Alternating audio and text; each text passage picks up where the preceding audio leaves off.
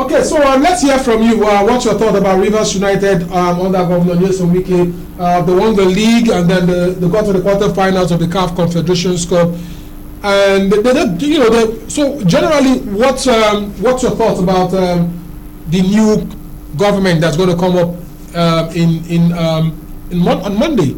Okay. On Monday, right? Yeah, you're right. They started well.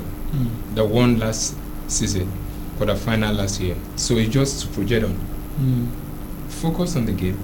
All you've done, add more, because other teams may want to upturn them. And so the pressure and the competition will be higher now. So, but they have an advantage. They are defending champions. And so keep up the pressure going, keep the good work going, and you scale all limits. So they should continue from where the former governor stopped.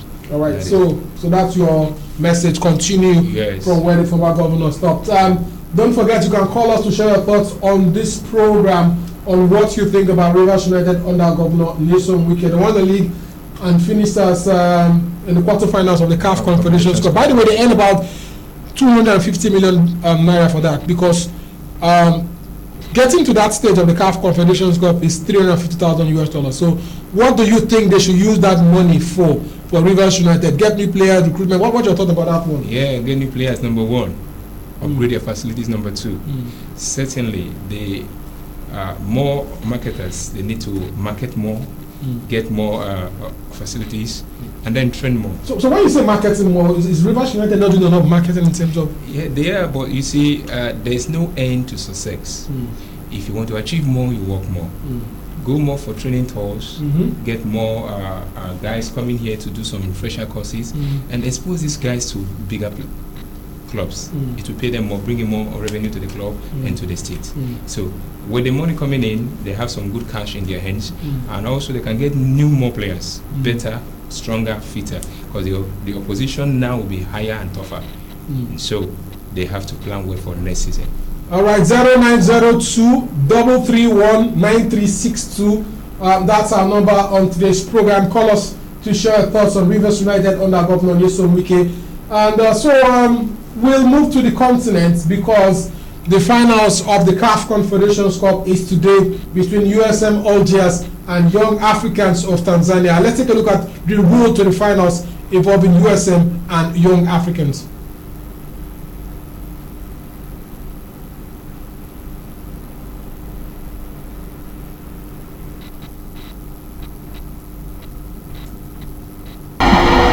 So it's all set for the finals of the first leg of the CAF Confederations Cup. USM Algiers against Young Africans of Tanzania. Wachuku, you're still with us in the house. So what's your thought? This Young African side, they've actually impressed me. They got knocked out of the CAF Champions League and dropped to the Confederations Cup, and then they're now in the finals.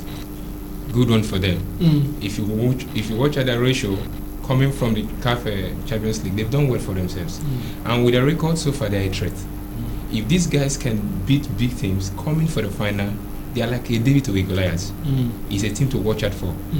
They are relatively unknown, so to say, in quotes, but they have arsenals within them. They can shock anything. How about the Algerians and USM? You know the North Africans are a very good side. They've, except for the Tunisian and Moroccan and Egyptian side, the Algerians have not been able to dominate African football as such as the Moroccans or the Egyptians have been able to. So, but again, you look at this Algerian side, don't you think they can actually do something? Yeah, they can do something. North African teams, they play in a similar style, even though the Algerian teams have not really impressed that much.